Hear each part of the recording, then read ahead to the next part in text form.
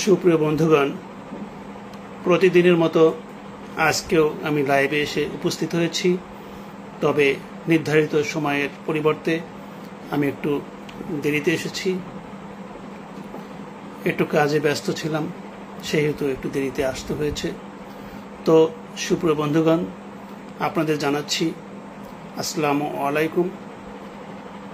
আপনারা কেমন আছেন? সবাই আন্তরিক অভিনন্দন, ভালোবাসা এবং শুভেচ্ছা রইল। সবাই যে যেখানে আছেন, যে যেখান থেকে আমার লাইভটি দেখছেন, সবার প্রতি রইল আমার আন্তরিক অভিনন্দন। সুপ্রিয় বন্ধুগণ, যে যেখানে আছেন আমার লাইভটিতে এসে উপস্থিত হন। খুব শীঘ্রই আমি আমার কার্যক্রম শুরু করব।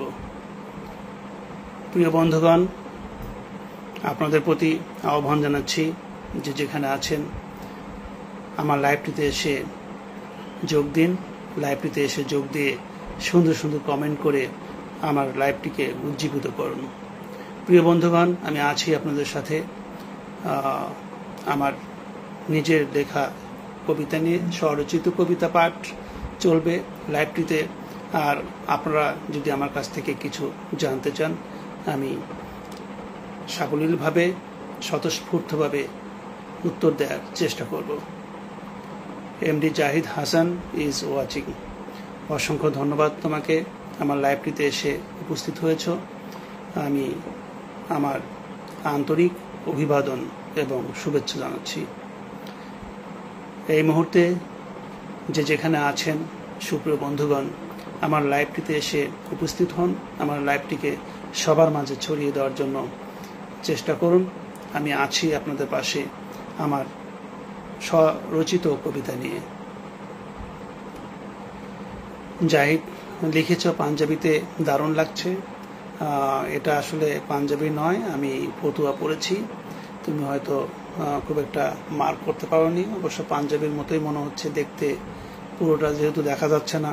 পাঞ্জাবি আর এটার মধ্যে পার্থক্য হচ্ছে এটার ঝুল অনেক কম থাকে আর পাঞ্জাবিতে ঝুল অনেক বড় থাকে। তবে তুমি ঠিকই বলেছ, অনেকটা পাঞ্জাবির মতোই লাগছে।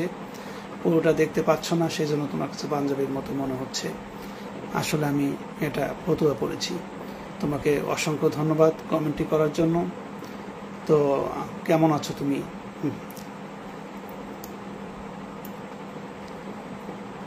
সুপ্রিয় বন্ধুগণ, যে যেখানে আছেন, যে যেখান থেকে আমার লাইভটি দেখছেন, আপনাদের প্রতি আমার আন্তরিক অভিনন্দন, শুভকামনা রইল। আমার লাইভটিতে এসে আপনারা অংশগ্রহণ করুন। লাইভটিকে সবার মাঝে ছড়িয়ে দেওয়ার জন্য একটু চেষ্টা করুন। আমি আছি আপনাদের পাশে, আপনাদের পোস্টে, আপনাদের সৃজনশীল কাজের সাথে আমি থাকব, আমি কথা দিচ্ছি। প্রিয় বন্ধুগণ, আমি ফেসবুকে বেশ কিছুদিন হলো আমি আছি আর কি, লাইভে আসছি। আগে কখনো আসা হয়নি। এম এ শাহিরুল ইসলাম লিখেছেন, এম এ শাহিরুল ইসলাম লিখেছেন, বাংলাদেশের খেলা দেখেন না। আসলে খেলাটা দেখা হয়ে ওঠে না, আর খেলা আসলে আমার দেখার সময় হয়ে ওঠে না, বিভিন্ন কাজে ব্যস্ত থাকি। তো অসংখ্য ধন্যবাদ আপনাকে কমেন্ট করার জন্য। দেখি অবশ্য যদি সময় পাই। এমডি নূর জামাল খান লিখেছেন, আসসালামু আলাইকুম। ওয়ালাইকুম আসসালাম। আপনি কেমন আছেন? আমার লাইভটিতে এসে আপনি অংশগ্রহণ করেছেন, যোগ দিয়েছেন, এই জন্য রইল আপনার প্রতি অশেষ শুভকামনা, আন্তরিক অভিনন্দন। এম এ শাহিরুল ইসলাম, আমার লাইভটিতে এসে আপনার হয়তো ব্যস্ততার সময়ের মধ্যেও লাইভটিতে এসে আপনি অংশগ্রহণ করেছেন, এই জন্য আপনাকে জানাই অফুরন্ত ভালোবাসা এবং আন্তরিক অভিনন্দন। প্রিয় বন্ধুগণ, আপনারা যে যেখানে আছেন আমার লাইভটিতে এসে অংশগ্রহণ করুন। লাইভটিতে সুন্দর সুন্দর মন্তব্য রেখে আমার লাইভটিকে উজ্জীবিত করুন। সবার মাঝে লাইভটি ছড়িয়ে দেওয়ার জন্য একটু চেষ্টা করুন। আমি আছি আপনাদের পাশে, আপনাদের সৃজনশীল কাজের সাথে আছি, আপনাদের পোস্টের সাথে আমি আছি। আমি আমার স্বরচিত কবিতা পাঠ আর কিছুক্ষণের মধ্যেই শুরু করতে যাচ্ছি।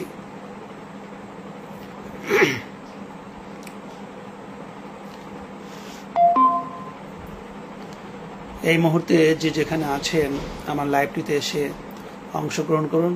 আমি লাইভ চালিয়ে যাব, কিছু প্রায় 1 ঘন্টার মতো থাকব, আমার স্বরচিত কবিতা পাঠ করব। তোমার মনের রেখার শেষ প্রান্তেও যদি কখনো পড়ে থাকি আমি, যদি মিশে থাকি নিভৃতে কখনো তোমার ওই পটল চেরা আঁখি দুটির লাবণ্যে, তবু আমি বেঁচে থাকার নিমিত্তে রোজ ফোটাবো আমার হৃদয়ের গহীন কোণে একটি একটি করে লাল গোলাপ। আমার ভালোবাসার নির্যাস মিশ্রিত জল যদি ভালোবেসে কাছে ডাকো আমায়, ফেলে আসা সব অভিমান ভুলে আমি সাথী হব তোমার, উড়াবো ভালোবাসার পতাকা নিরন্তর তোমায় ভালোবেসে। ছিটাবো মুঠি মুঠি ফুলের পাপড়ি তোমার কণ্টকময় পথে, তোমাকে হারাতে দেব না কখনো, তোমাকে কাছে কাছে পেতে চাই আজীবন তোমাকেই ভালোবেসে। আর যদি করো তুমি আরো আমায় অবহেলা, তোমার মনের পর্দা সরিয়ে আর আমি জাগবো না, গাইব না ভালোবাসার গান আর কোনো পূর্ণিমার রাতে। পড়ে রইব আমার গৃহকোণে নীরবে নিভৃতে পড়ে রয় যেমন মরচে পড়া লৌহ লোকচক্ষুর অন্তরালে। তোমার মনের সিঁড়ি বেয়ে আর উঠব না আমি, দেখব না আর বিষণ্ণ চাঁদ রাতের বেলকুনিতে দাঁড়িয়ে। এইচ.এম. শাহিরুল ইসলাম লিখেছেন, এশার নামাজ কি জামাতের সহিত মসজিদে আদায় করেছেন? আমি আসলে জামাতের সহিত নামাজ আদায় করি না বললেই চলে। আমি শুধুমাত্র শুক্রবারের নামাজটা মসজিদে গিয়ে পড়ি, আর বাকি নামাজ আমি আসলে আমার ঘরেই পড়ে নেই। যদিও মসজিদে গিয়ে নামাজ পড়া আসলে খুবই ভালো, উত্তম, এবং এটাই হয়তো ইসলামে আদেশ রয়েছে। আমি আসলে নিজের ঘরেই পড়ছি। কেস মোস্তাফিজুর রহমান ইজ ওয়াচিং, অসংখ্য ধন্যবাদ আপনাকে, আপনি আমার লাইভটি দেখছেন। সুপ্রিয় বন্ধুগণ, আপনারা যে যেখানে আছেন আমার লাইভটিতে এসে অংশগ্রহণ করুন। লাইভটিতে আমি আমার স্বরচিত কবিতা পাঠ করে থাকি। প্রিয় বন্ধুগণ, আসলে এই মুহূর্তে যে যেখানে আছেন প্রিয় বন্ধুগণ, আসুন আমার লাইভ দেখুন, সুন্দর সুন্দর গঠনমূলক মন্তব্য করুন এবং আপনাদের ভালো লাগার বিষয়গুলো বলুন, এবং আমার কাছ থেকে যদি কিছু জানতে চান সে বিষয়ে বলুন, আমি উত্তর দেওয়ার চেষ্টা করব আপনাদেরকে। সুপ্রিয় বন্ধুগণ, কেমন আছেন সবাই? সবাই ভালো তো?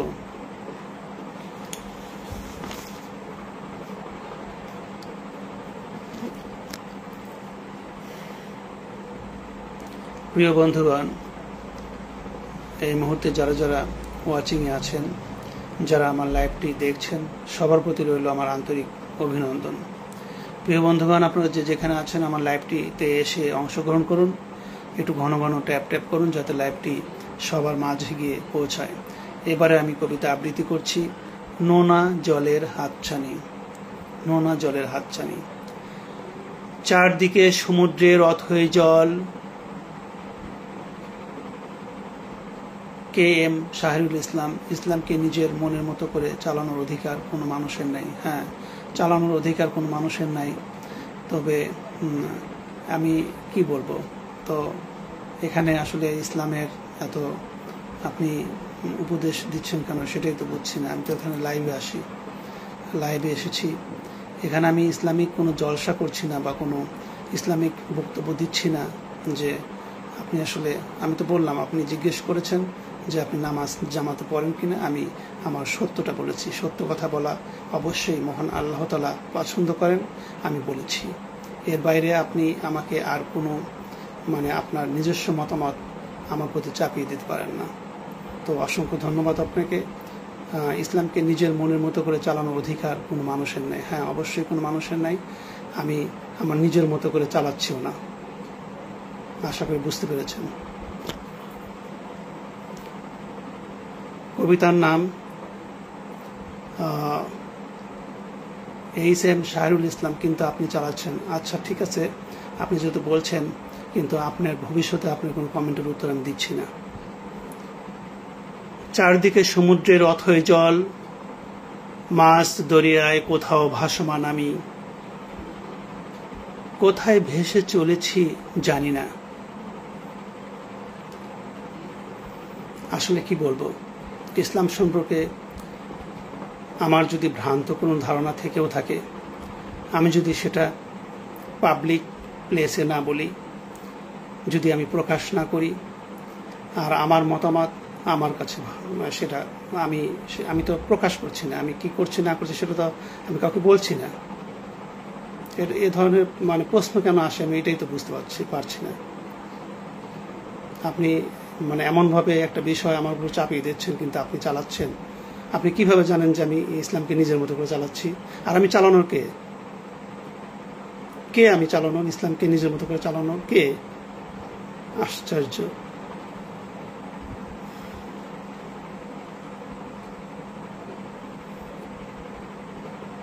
লোনা, এবারের কবিতাটির নাম লোনা জলের হাতছানি। চারদিকে সমুদ্রের অথই জল, মাছ দরিয়ায় কোথাও ভাসমান আমি, কোথায় ভেসে চলেছি জানি না। দূরে দূর সমুদ্রের জলরেখায় ক্রমশ ডুবে যাচ্ছে সূর্য,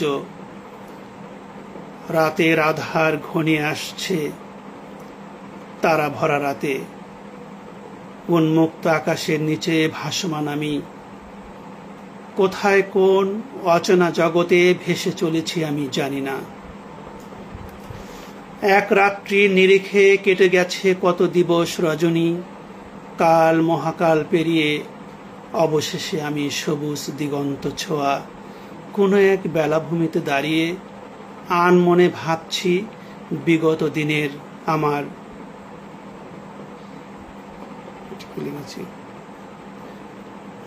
দিনের আমার অতিশয় প্রিয় শৈশব ঘিরে আমার প্রিয় জন্মভূমি, গভীর মমতার শিকড়ে জড়ানো আমার জন্মদাতা জন্মদাত্রী।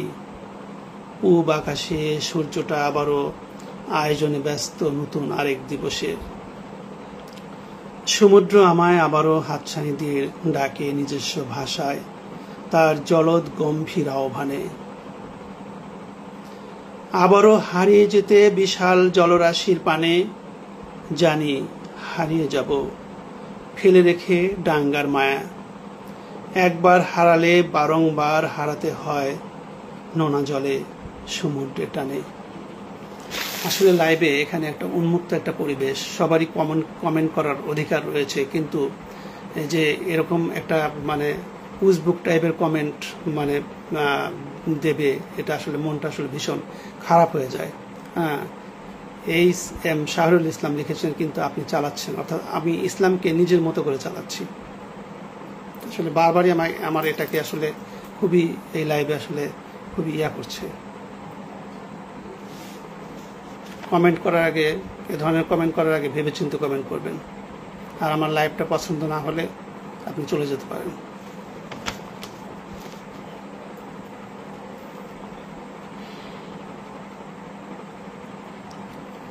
সুপ্রিয় বন্ধুগণ, অসংখ্য ধন্যবাদ, অফুরন্ত ভালোবাসা, আন্তরিক অভিনন্দন। যারা যারা আমার লাইভটি দেখছেন, এই মুহূর্তে যারা ওয়াচিংয়ে আছেন এবং লাইভটিতে যারা আপনাদের মূল্যবান মন্তব্য রেখে লাইভটিকে যারা উজ্জীবিত করছেন, সবার প্রতি আমার রইল আন্তরিক অভিনন্দন, শুভকামনা এবং একগুচ্ছ রজনীগন্ধা ফুলের শুভেচ্ছা। প্রিয় বন্ধুগণ, আমি এই লাইভটিতে আমার নিজের লেখা কবিতা আবৃত্তি করে থাকি, আর মাঝে মাঝে আপনাদের কমেন্টের উত্তর দিয়ে থাকি। এর বাইরে আমি তেমন কিছু করি না। তো এতটুকুই আমার ভেতর থেকে আসে, আর কিছু আসার সম্ভাবনা নেই। তো প্রিয় বন্ধুগণ, আমি এখন আবৃত্তি করছি তোমার সাথে দেখা হলো অচেনা এক শহরে।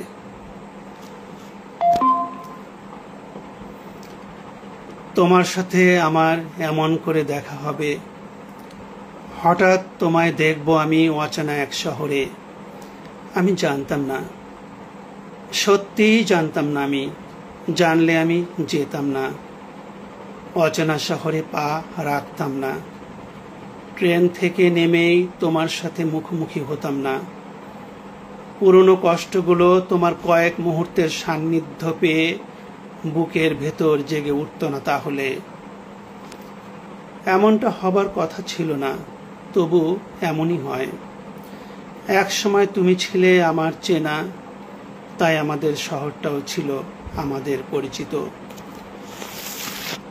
শহরের অলিগলি, চটপটি, ফুচকার দোকান, রেলওয়ে স্টেশন, পোশাক বিপণী, চাইনিজ রেস্তোরাঁ, পার্ক, সিনেমা হল, আনাস কানাস সব ছিল আমাদের চেনা, আমাদের পরিচিত স্বপ্নের ভুবন। অথচ দেখো, আজ এতগুলো বছর পরে তোমার সাথে আমার দেখা হলো অচেনা এক শহরে। যে শহরটির সাথে আমাদের কোনো স্মৃতি বিস্মৃতি নেই, মায়া নেই, ভালোবাসা নেই। পরবর্তীতে এই সময়ে নতুন এক পটভূমিতে দাঁড়িয়ে তুমি আমার দিকে তাকিয়ে একটু হাসলে। আরো কষ্ট পেলাম, আরো ব্যথিত হলাম তোমার ঠোঁটের এক পাশে ঝুলে থাকা সেই হাসিটা দেখে। জানি সব বদলে যায়, সময়ের ব্যবধানে সবকিছুকেই পাল্টাতে হয় বা খাপ খাইয়ে নিতে হয়। তাই বলে তোমার মুখের হাসিটাও পাল্টে যাবে? অবশ্য সবকিছুই যখন পাল্টায়, তখন তোমার মুখের হাসিটুকুই বা পাল্টাবে না কেন বলো? কিন্তু আমি মিস করছিলাম তোমার সেই হাসি, মোনালিসার মতো সেই দুর্লভ হাসিটি। সুপ্রিয় বন্ধুগণ, কেমন লাগছে কবিতা আবৃত্তি? কেমন লাগলো? অচেনা শহরে দেখা হলো তোমার সাথে। কেউ মন্তব্য করে জানাবেন কেমন লাগলো। প্রিয় বন্ধুগণ, আমি আছি আপনাদের সাথে আমার নিজের লেখা কবিতা নিয়ে। এখানে আমার নিজের লেখা কবিতা ছাড়া অন্য কিছু আমি করছি না। অন্য কিছু করার আসলে আমার সামর্থ্যও নেই, সে ধরনের আমার কোনো ক্রিয়েটিভিটিও নেই।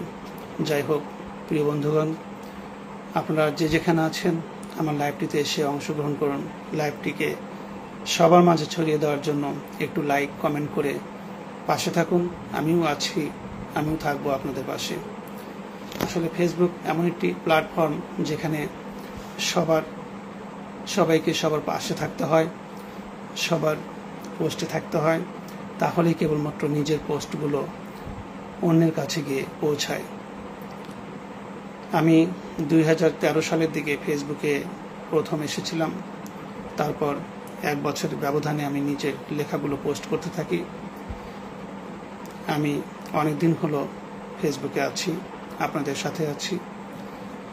আমি আমার নিজের লেখা কবিতাগুলো আমার নিজেরই কণ্ঠে ধারণ করেছি। কবিতাগুলো দিয়ে আমি ভিডিও তৈরি করে ফেসবুক, টিকটক এবং ইউটিউব প্ল্যাটফর্মে আমি পোস্ট করে থাকি।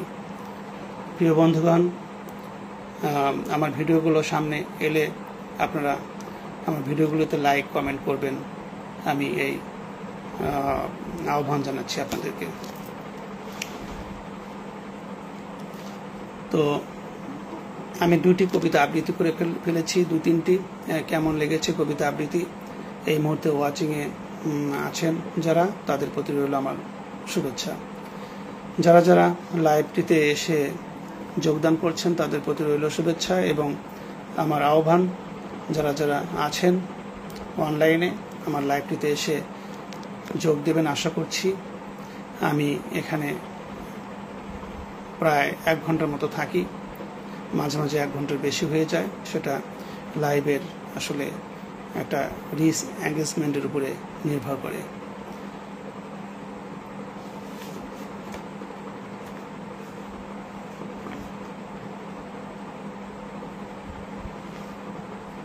প্রিয় বন্ধুগণ, আমি আবৃত্তি করব এরপরে। যদি তুমি চলে গেলে এই কবিতাটি আবৃত্তি করব।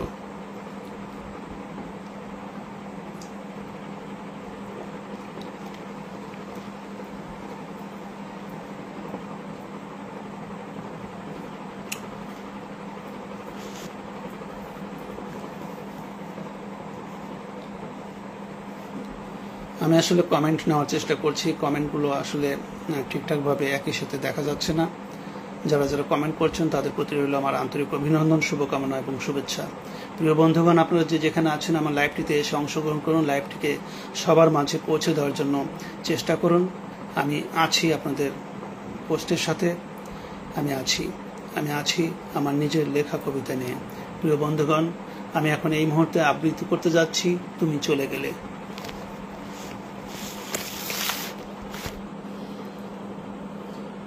তুমি চলে গেলে আমি ভীষণ একলা হয়ে যাব, তবু তুমি চলে যাবে, শুনবে না আমার কথা। তুমি কি অনুভব করতে পারছো তুমি চলে যাওয়ার পর আমার দিনগুলো কি রকম বিষণ্ণতায় কাটবে? তুমি চলে যাওয়ার পর আমার দিনগুলো কি রকম বিষণ্ণতায় কাটবে? তুমি চলে যাওয়ার পর বিষাদের জগদ্দল পাথর সারাক্ষণ চেপে থাকবে আমার বুকে। আমি খেতে পারবো না, ঘুমোতে পারবো না, কোনো কাজে মন বসাতে পারবো না। নিকোটিনের ধোঁয়ায় আমি ক্রমশ আচ্ছন্ন হয়ে শূন্য ঘরে শুধু তোমাকেই খুঁজে বেড়াবো। ঘন ঘন পায়চারি করব তোমার শখের বেলকনিতে। ক্লান্ত হয়ে সোফায় এলিয়ে দেব আমার অবসন্ন শরীরটাকে, তবু এক ফোঁটা ঘুম আসবে না জানি। তুমি পাশে না থাকলে আমি ঘুমোতে পারি না, তবু তুমি আমাকে রেখেই চলে যাবে। তুমি চলে যাওয়ার পর আমার চারপাশ ঘিরে তৈরি হবে বিষণ্ণতার অনন্য এক নির্দয় ডুবোচর। সেই ডুবোচরে ক্রমশ তলিয়ে যেতে যেতে তুমি ফিরে আসার আগেই আমি নিঃশেষ হয়ে যাব। তবু তুমি চলে যাবে একা ওই সুদূর পরবাসে, শুনবে না আমার কথা। আমার আবেগ, আমার অনুভব, আমার অনুরোধ উপরোধ, এসবের কোনোই মূল্য নেই তোমার কাছে।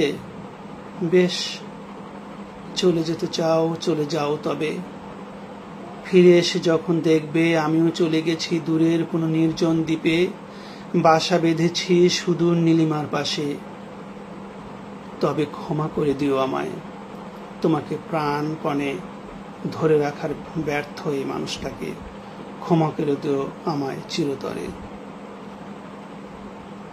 জিয়াউর রহমান ইজ ওয়াচিং, আপনি দেখছেন আমার লাইভটা।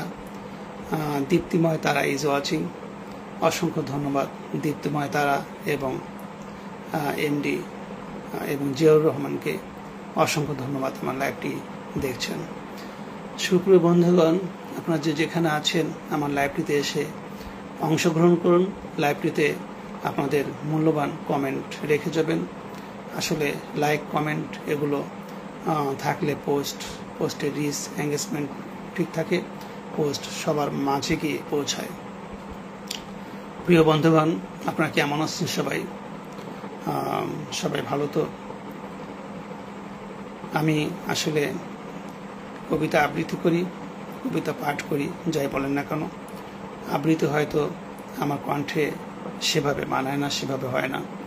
আবৃত্তি করতে গেলে আসলে কণ্ঠ ভরাট থাকতে হয়, কণ্ঠ আসলে অনেক সুন্দর থাকতে হয়।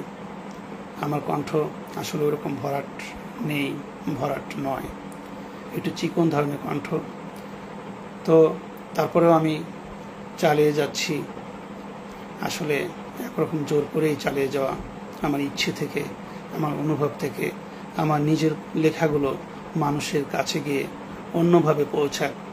লেখা তো লিখে দিলেও পৌঁছায়, কিন্তু সেটা একটা রূপ, আর সেটা যদি কোনো কণ্ঠে ধারণ করে সেটা পৌঁছানো যায়, তার আসলে মাত্রা একটু বেড়ে যায় আমি মনে করি, এবং অনেক সহজভাবে মানুষের কাছে গিয়ে পৌঁছায়। তো প্রিয় বন্ধুগণ, সেই দৃষ্টিকোণ থেকে আমি আমার লেখাগুলো এইভাবে নিজের কণ্ঠে ধারণ করে সবার মাঝে ছড়িয়ে দেওয়ার চেষ্টা করি। আপনাদের কারো কারো ভালো লাগে, হয়তো কারো কারোর কাছে বিতৃষ্ণাও লাগতে পারে, সেটা স্বাভাবিক। সবকিছু যে সবকিছুর কাছে ভালো লাগবে এমন নয়, এবং সবাই যে সবার প্রিয় হবে এমনও নয়। আসলে সবার পার্সোনালিটি এক এক রকম, আর একজন মানুষ আসলে সবার কাছে প্রিয় হতে পারে না। জগতে এমন কেউ এখন নাই যে আসলে সবার কাছে সবাই প্রিয়।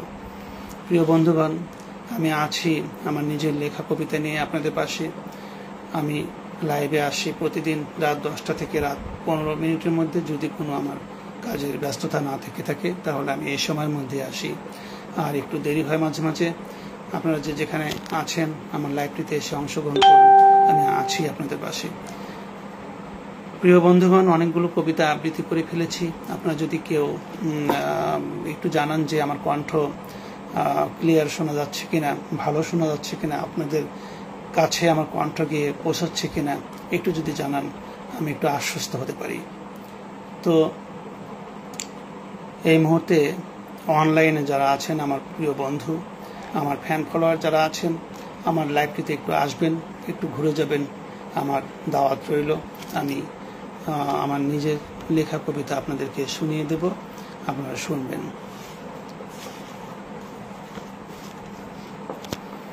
প্রিয় বন্ধুগণ, আসলে এই জগৎ পরিবর্তনশীল, পরিবর্তন স্বাভাবিক। মানুষ পরিবর্তন হয়, মানুষের মনন পরিবর্তন হয়, পরিবর্তন ঘটে, পরিবর্তন ঘটাটাই স্বাভাবিক। তো আমরা আমাদের দু চোখের সামনে যা দেখি, যা দেখছি, তা ক্রমান্বয়ে পরিবর্তিত হচ্ছে এবং আরও পরিবর্তন হবে। আগে যেরকম ছিল আমাদের দৃশ্যপট, নিশ্চয়ই সেই দৃশ্যপটগুলো আগের মতো নেই, অনেকটা পরিবর্তন হয়েছে। আমরা যে রাস্তাঘাট দিয়ে চলতাম সে রাস্তাঘাটের পরিবর্তন হয়েছে। আমরা যে উপকরণগুলো ব্যবহার করতাম, আমাদের জীবন উপকরণ, সেই জীবন উপকরণগুলোর পরিবর্তন ঘটেছে। আর আসলে পরিবর্তন এটা সময়ের দাবি, এটা যুগের দাবি। তো প্রিয় বন্ধুগণ, আমার এখনকার কবিতাটির নাম হচ্ছে পরিবর্তন। প্রিয় বন্ধুগণ, আমি কবিতা আবৃত্তি করছি, কিন্তু আপনারা কোনো মন্তব্য করছেন না আবৃত্তি কেমন লাগছে, কেমন হচ্ছে, কিংবা আমার লেখাগুলোই বা আপনাদের কেমন লাগছে। প্রিয় বন্ধুগণ, তো শুনুন পরিবর্তন কবিতাটি। মানুষ বদলে যায়, সব কিছুর পরিবর্তন হয়। চারপাশের পরিবেশ, মাথার উপরের আকাশ, সব বদলে যায় সময়ের পক্ষাঘাতে। বদলাই না আমি গাছ হয়ে দাঁড়িয়ে থাকি একভাবে অনড়। কোনো পরিবর্তন নেই আমার কথাবার্তায়, চালচলন, হাবভাবে। অন্তত চোখের দৃষ্টিতে আমার একটু পরিবর্তন হওয়া উচিত ছিল, তাও হয়নি। সবুজ বৃক্ষরা আজও আমার কাছে সবুজ, সুন্দরী তরুণীরা আজও আমার কাছে স্নিগ্ধ তরুণ। যে কোনো পুষ্প আমার কাছে আগের মতোই একই রকম ভাবে মুগ্ধতা ছড়ায়, সুগন্ধ ছড়ায়। এতগুলো বছরেও যদি না পারো তাহলে আর দরকার নেই, শরীরটা বুড়ো হয়ে যাক না, মনটা থাকুক চিরহরিত সবুজ। নিজের ভাব জগতে স্বাচ্ছন্দ্যে সাঁতরে চলি, আর বাস্তবতাকে পরবাস্তবতার মায়াজলে আঁকড়ে ধরি। আমার কোনো পরিবর্তন নেই, সময় চলে যায়, সবখানেই রেখে যায় তার চিহ্ন। আমি আমার শরীরে সময়ের চিহ্ন খুঁজি, শরীরটা আগের মতো ঠিকঠাক নেই, কিন্তু মনটা কেন এতটুকু বদলায়নি আমার। সেই আগের মতোই আছি আমিও, আমার মন সেই 19 বছর আগের আমি, চঞ্চল পূর্ণিমার জ্যোৎস্নার মতো বাঁধ ভাঙ্গা হৃদয়। আর হৃদয়ের গোপন কুঠিতে অনেক যত্নে রেখে দেওয়া আমার পৃথিবীর সুন্দরতম নারী সেই তুমি। সময়, তোমার কাছে আমার খুব জানতে ইচ্ছে করে, আমার মনটাকে কি তুমি একটু স্পর্শ করতে পারো না? এতগুলো বছরেও যদি না পারো তাহলে আর দরকার নেই, শরীরটা বুড়ো হয়ে যাক না, মনটা থাকুক চিরহরিত সবুজ। সুপ্রিয় বন্ধুগণ, কবিতা আবৃত্তি করে ফেললাম পরিবর্তন কবিতাটি আপনাদের কেমন লাগলো? কোনো মন্তব্য বা গঠনমূলক পরামর্শ যদি আপনাদের এখানে আমার লেখার সাথে থেকে থাকে, আমার লেখার পাশের চলে, তাহলে আপনি আমার লেখার মন্তব্য করবেন আশা করছি। আপনাদের জন্য রইল আমার আন্তরিক অভিনন্দন। প্রিয় বন্ধুগণ, যেখান থেকে আমার লাইভটি দেখছেন, আমি আপনাদের সবাইকে জানাচ্ছি আন্তরিক শুভেচ্ছা।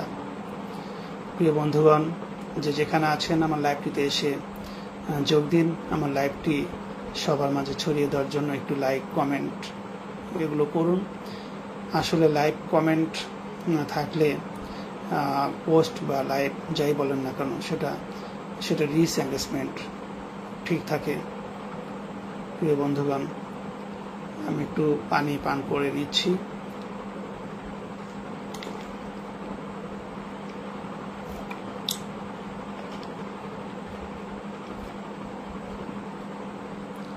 এই মুহূর্তে যে ওয়াচিংয়ে আছেন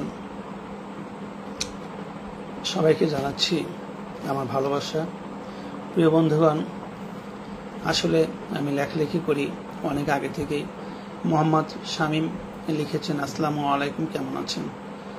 ওয়ালাইকুম আসসালাম, আলহামদুলিল্লাহ ভালো আছি। আপনি কেমন আছেন? বগুড়া থেকে দেখছেন নিশ্চয়ই আমার লাইভটি। আপনি আমার টিকটকের সাথে আছেন, অনেকদিন হলো টিকটক থেকে আপনার সাথে আমার পরিচয়। আপনি অত্যন্ত একজন ভালো মনের মানুষ। আপনার প্রতি আমার অফুরন্ত ভালোবাসা এবং শুভকামনা। প্রিয় বন্ধু, ভালো থাকবেন। আমার লাইভটিতে এসে আপনি উপস্থিত হয়েছেন, অসংখ্য ধন্যবাদ আপনাকে, আন্তরিক অভিনন্দন। তো যেখানে আছেন আমার লাইভটিতে এসে প্রিয় বন্ধুগণ, বারবারই আপনাদের আহ্বান করছি, যদিও একই কথা বারবার শুনতে একটু খারাপ লাগছে হয়তো আপনাদের কারো, কিন্তু আমি একই কথা বারবার আওড়ে যাচ্ছি। এটা যেতেই হচ্ছে, কারণ ফেসবুকের এটা আসলে একটা বিষয় হয়ে দাঁড়িয়েছে। নিজের পোস্টকে সবার সামনে নিয়ে আসার জন্য আসলে চেষ্টা চালিয়ে যেতে হয়। নিজের প্রচারণা নিজেকেই করতে হয়। এই মুহূর্তে আমার নিজের প্রচারণা আমি নিজে করছি, নিজের ঢাক নিজে বাজানোর মতো। প্রিয় বন্ধুগণ, আমি লেখালেখি করছি 2003 সাল থেকে। আমি মূলত গদ্য লিখি। আমার আসলে লেখালেখির শুরু গদ্য দিয়ে। আমার লেখা বইগুলো আপনারা যদি পড়তে চান, আমার 33টি বই রয়েছে ইবুক প্ল্যাটফর্ম বইটই অ্যাপে। বইটই অ্যাপ আপনারা গুগল প্লে স্টোর থেকে ডাউনলোড করবেন। সেখানে গিয়ে আমার নাম লিখে, হেলাল আরিফিন লিখে সার্চ দিলেই আমার বইগুলো আসবে। সেখান থেকে আপনারা যদি প্রিয় বন্ধুগণ কেউ চান আমার লেখার সাথে, বড় কোনো লেখার সাথে পরিচিত হতে, তাহলে সেখান থেকে পরিচিত হতে পারবেন। আমি আহ্বান করছি আমার 2-1টি বই পড়ে দেখার জন্য। যদিও এই বর্তমান সময়ের যান্ত্রিক সময়ে, এই ব্যস্ততার সময়ে বই পড়ার অভ্যাস আসলে তেমন কারো নেই। বই পড়ার অভ্যাস আসলে চলেই গিয়েছে।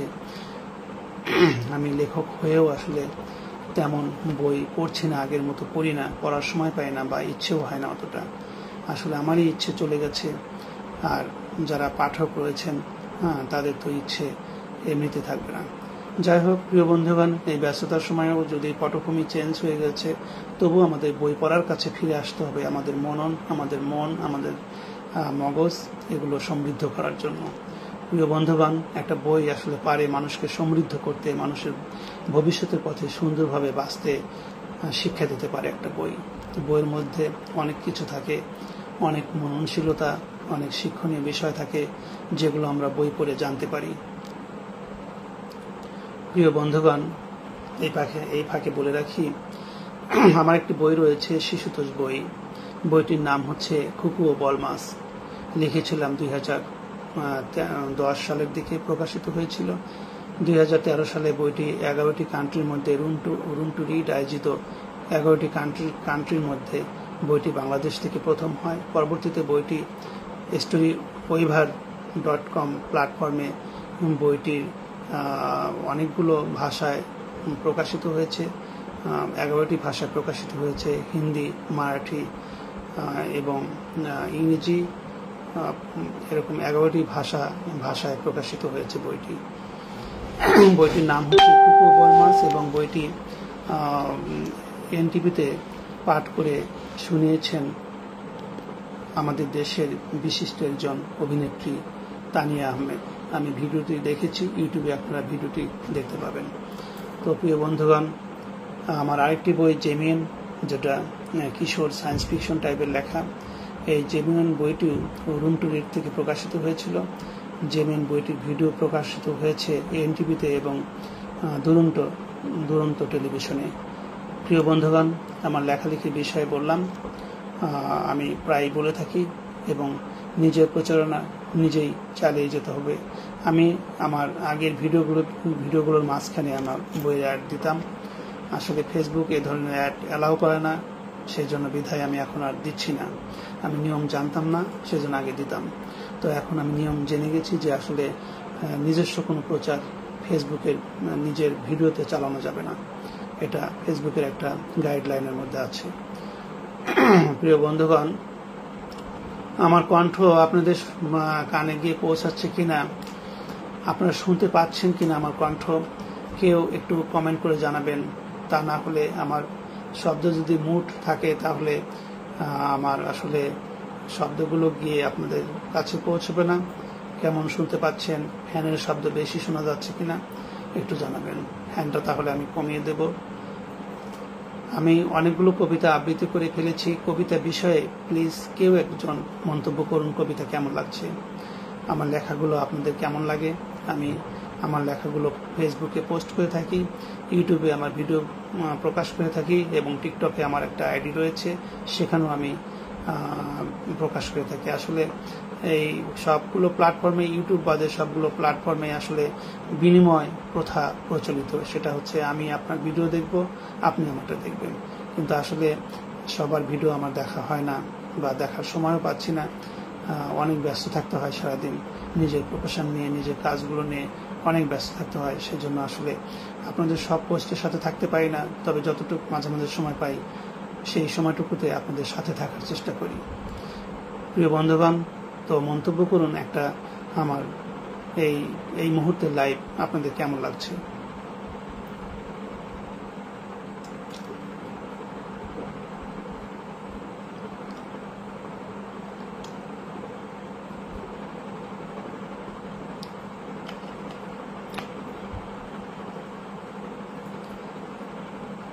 মোহাম্মদ শাহিন মন্তব্য করেছেন, আলহামদুলিল্লাহ ভালো, শুকর আলহামদুলিল্লাহ, আপনি ভালো বলেছেন, আমার ভালো লেগেছে, অসংখ্য ধন্যবাদ আপনাকে। আমার লাইভটিতে আপনি আপনার মূল্যবান সময় দিয়ে আমার লাইভটিতে প্রতিদিনই থাকছেন, সেজন্য অসংখ্য ধন্যবাদ আপনাকে। অফুরন্ত ভালোবাসা, একগুচ্ছ রজনীগন্ধার শুভেচ্ছা। প্রিয় বন্ধুগণ, আমি কবিতা আবৃত্তি করে ফেলেছিলাম, কবিতা আবৃত্তি করেছিলাম অনেকগুলো, প্রায় 3-4টি কবিতা আবৃত্তি করা হয়ে গেছে। আমি আবারও আবৃত্তিতে ফিরছি। এখন আমার আরেকটি কবিতা, আমার হাতটা ধরো।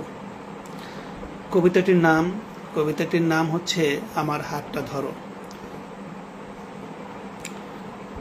কেমন ব্যাখ্যা শোনা যাচ্ছে, আমার হাতটা ধরো, তাই না? যাই হোক বন্ধুগণ, আবৃত্তি করছি আমার হাতটা ধরো।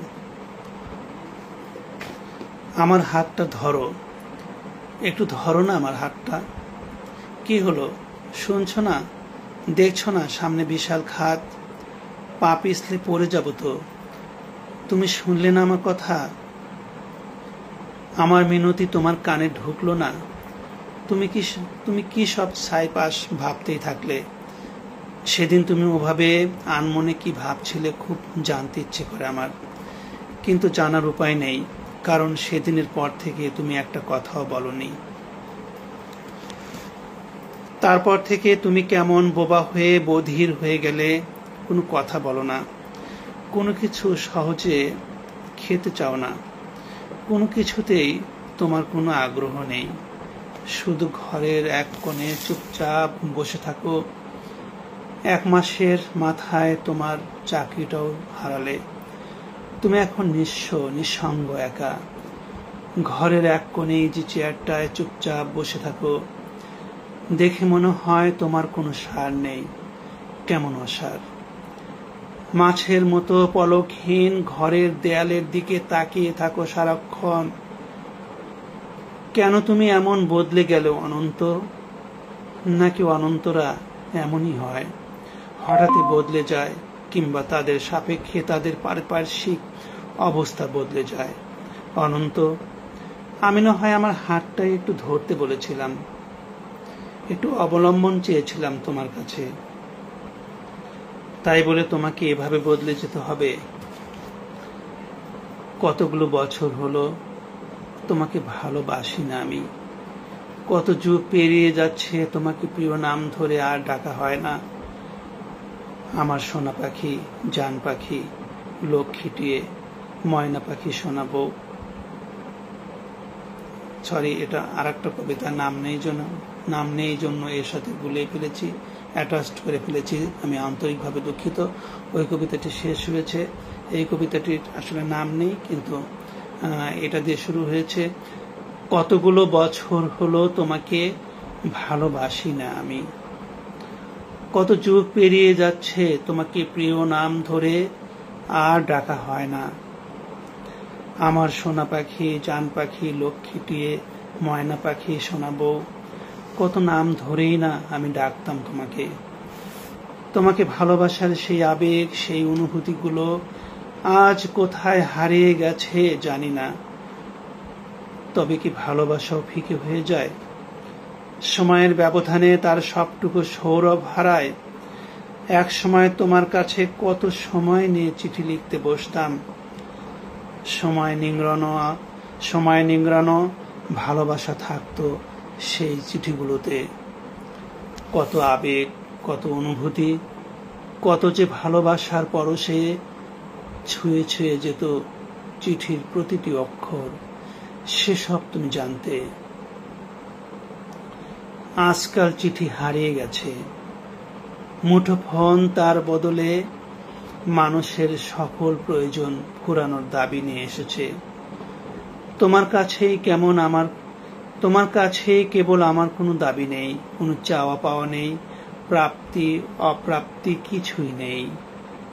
তবে কেবলই অনুভব করি তোমাকে আমি অনেকগুলো বছর হলো ভালোবাসি না। প্রিয় বন্ধুগণ, কবিতা আবৃত্তি করে ফেললাম আরেকটি। কেমন লাগলো? এই মুহূর্তে যে যেখানে আছেন, আমার লাইভটি যারা উপভোগ করছেন, যারা আমার লাইভটিতে এই মুহূর্তে ওয়াচিংয়ে আছেন, সবার প্রতি রইল আমার আন্তরিক অভিনন্দন, শুভকামনা। সবার প্রতি আমি ভালোবাসা জানাচ্ছি। প্রিয় বন্ধুগণ, আমি আর বেশিক্ষণ লাইভে থাকবো না, আমি চলে যাব লাইভটি থেকে। সবার জন্য ভালোবাসা জানিয়ে আমি আমার লাইভটি থেকে চলে যাব। প্রিয় বন্ধুগণ, অনেকগুলো কবিতা আবৃত্তি করে ফেলেছি। আপনারা কেমন আছেন সবাই? আসলে এখানে এই কবিতাটির মধ্যে বলেছি যে সময়ের ব্যবধানে আসলে তার সবটুকু সৌরভ হারায়। এক সময় তোমার কাছে কত সময় নিয়ে চিঠি লিখতে বসতাম। হৃদয় নিংড়ানো ভালোবাসা থাকতো সেই চিঠিগুলোতে। কত আবেগ, কত অনুভূতি, কত যে ভালোবাসার পরশে ছুঁয়েছে যেত চিঠির প্রতিটি অক্ষর, সেসব তুমি যদি জানতে। আসলে প্রিয় বন্ধুগণ, চিঠি লেখার একটা সে সময় আমাদের সময় যুগ ছিল। আমরা চিঠি লিখতাম কত আবেগ নিয়ে, কত মননশীলতা ঢেলে আমরা চিঠি লিখতাম। আসলে মানুষ যারা আগের যুগে যারা লেখক ছিলেন, এই চিঠি লিখেই কিন্তু তারা সাহিত্যিক হয়েছেন, সুসাহিত্যিক হয়েছেন। তাদের লেখালেখির সাহিত্যিক ভাবধারার লেখা এই চিঠি থেকেই শুরু হতো। আসলে চিঠির মধ্যে সুন্দর সুন্দর করে উপমা দিয়ে সুন্দর সুন্দর করে লিখে ওনারা আসলে ভালো লেখার হাত পাকিয়েছিলেন। আসলে চিঠি লেখাও তখনকার সময়ে একটা সাহিত্য ছিল। এখন আর চিঠি কেউ লেখে না। চিঠি আসলে জাদুঘরে গিয়েছে, চিঠির প্রয়োজন ফুরিয়ে গিয়েছে। মোবাইল ফোন, হাতের এই মুঠোফোন আসলে সব আগের সব কিছুকে খেয়ে ফেলেছে। মোবাইল ফোন খেয়েছে চিঠি, মোবাইল ফোন খেয়েছে রেডিও, মোবাইল ফোন খেয়েছে টেলিভিশন, এরকমই সিনেমাও খেয়েছে। বন্ধুগণ, আগে কত সুন্দর সুন্দর আমরা কত মজা নিয়ে সিনেমা দেখতাম। জান্নাতুল তিশা আপনি লিখেছেন কেমন আছো গো। তুমি আমাকে তুমি করে বলেছো, আমি বললাম তুমি লিখেছো কেমন আছো গো। হ্যাঁ, আলহামদুলিল্লাহ ভালো আছি। তুমি কেমন আছো? আমার লাইভটিতে এসে তুমি যোগ দিয়েছো, এই জন্য তোমার প্রতি রইল আমার আন্তরিক অভিনন্দন, শুভকামনা। এবং একগুচ্ছ রজনীগন্ধার শুভেচ্ছা।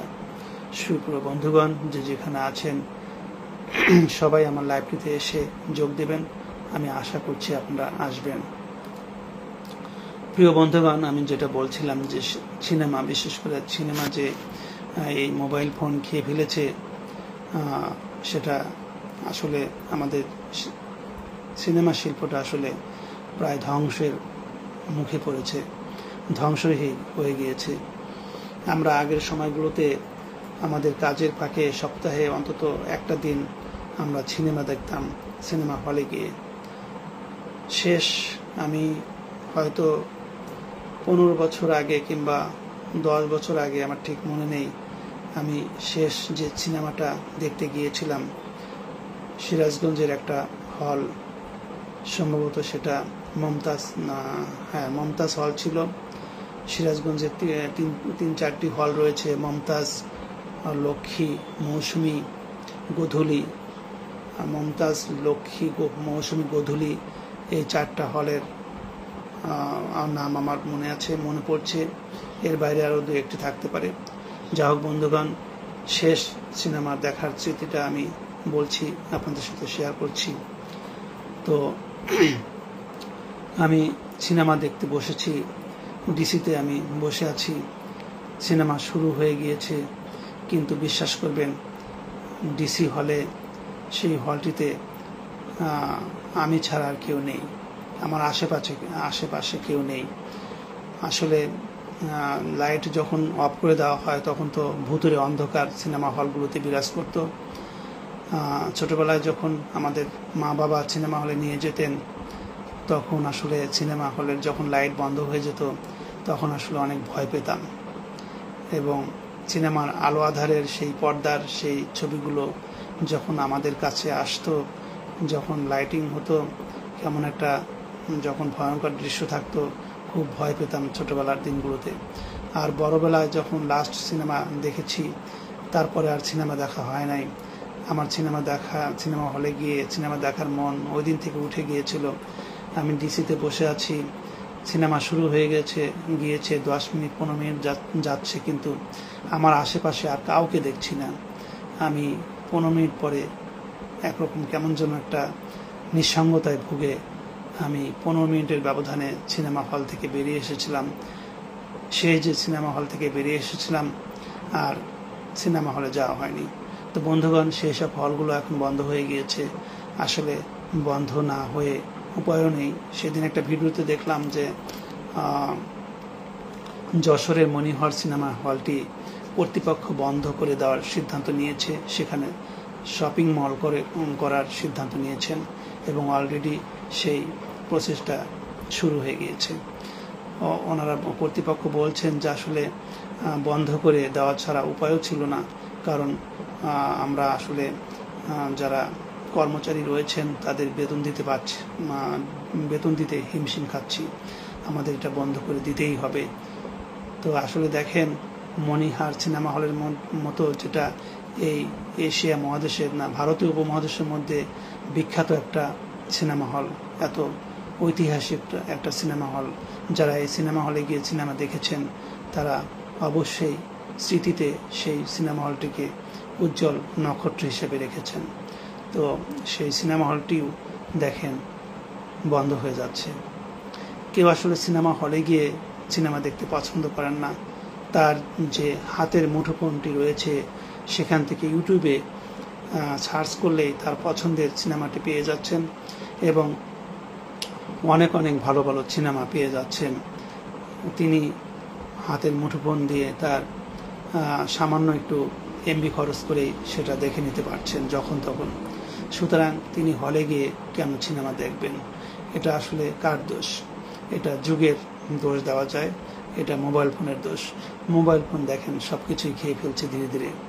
এখন দেখেন কৃত্রিম বুদ্ধিমত্তা এসে গেছে, এআই, যেটা আর্টিফিশিয়াল ইন্টেলিজেন্স যেটাকে বলা হচ্ছে। এই কৃত্রিম বুদ্ধিমত্তা অলরেডি যে কি খেয়ে ফেলবে, কি খেয়ে ফেলেছে, এবং ভবিষ্যতে যে কি খেয়ে ফেলবে, বিভিন্ন দেখেন প্রতিষ্ঠানে, কলকারখানায় যে শ্রমিকরা কাজ করত, সেই শ্রমিকদের পরিবর্তে অলরেডি এই এআই কিন্তু দখল করে নিয়েছে। এআই রোবট কিন্তু তাদের কাজগুলো খুব সহজেই করে দিচ্ছে।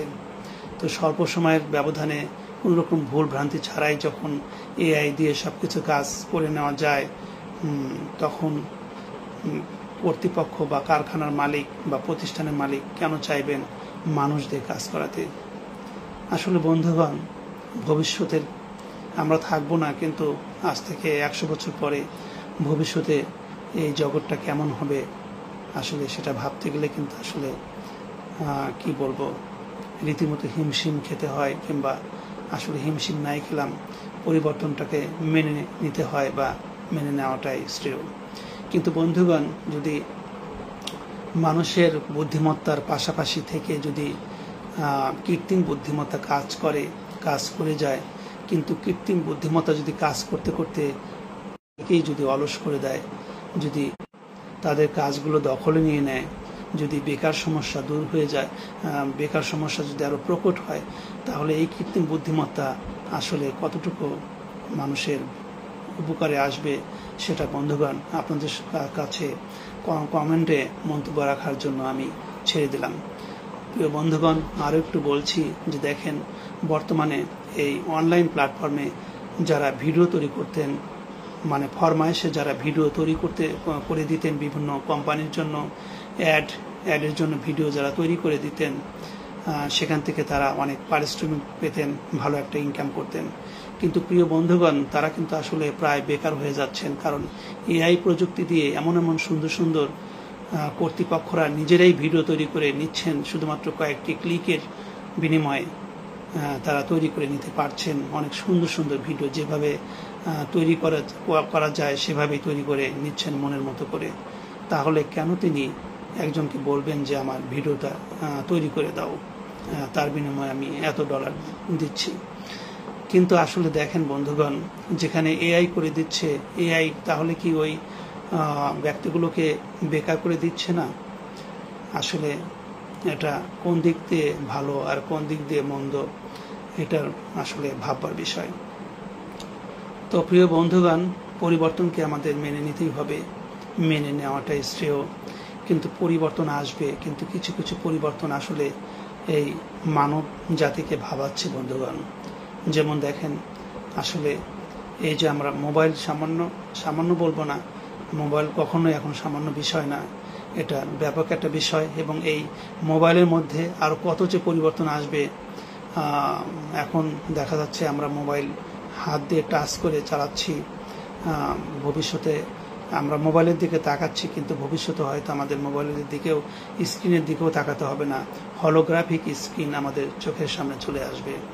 হলোগ্রাফিক স্ক্রিন সম্বন্ধে আপনারা অবশ্যই জানেন, যারা না জানেন তাদের উদ্দেশ্যে বলছি যে এমন একটা স্ক্রিন আপনার চোখের সামনে ভেসে উঠবে বাতাসের উপর ভর করে। অর্থাৎ আপনারা দেখবেন যে অনেক সময় বাতাসে, মানে অনেক সময় আমাদের চোখের সামনে, অর্থাৎ আমাদের টিনের ঘরে বা কোনো একটা জায়গায় একটু ফুটো থাকলে দেখবেন যে সূর্যের আলোক রশ্মি আমরা দেখতে পাচ্ছি একটা লাইনে যাচ্ছে। তো হলোগ্রাফিক স্ক্রিন ঠিক সেরকমই ধুলোবালির উপরে বা একটা শূন্য মাধ্যমেই আপনার চোখের সামনে ভেসে উঠতে পারবে। তখন আমরা দেখতে পাবো, আমরা হলোগ্রাফিক স্ক্রিনেই আমাদের কাজকর্ম, আমাদের মোবাইলের যে ফিচারগুলো আছে সেগুলো দেখতে পাবো। তো প্রিয় বন্ধুগণ, অনেকগুলো কথা বলে ফেললাম। তো আপনারা যে যেখানে আছেন সবার প্রতি রইল আমার আন্তরিক শুভেচ্ছা, অভিনন্দন। আমি এখন চলে যাচ্ছি। তো প্রিয় বন্ধুগণ, চলে যাওয়ার আগে আমি বলছি যে আমি প্রতিদিন লাইভে আসি রাত 10টা থেকে রাত 10:15 মধ্যে। তো এই সময়ের মধ্যে আপনারা যে যেখানে থাকবেন, আপনাদের প্রতি আমার আহ্বান রইল, আপনারা আমার লাইভটিতে এসে অংশগ্রহণ করবেন। তো প্রিয় বন্ধুগণ, সবাই ভালো থাকুন, সুস্থ থাকুন। সবার প্রতি রইল আমার আন্তরিক অভিনন্দন, শুভকামনা, শুভরাত্রি। সবাইকে জানাচ্ছি বিদায়ী শুভেচ্ছা। দেখা হবে যদি বেঁচে থাকি আগামীকাল ইনশাল্লাহ ঠিক এই সময়ে। শুভরাত্রি, ভালো থাকবেন, আল্লাহ হাফেজ।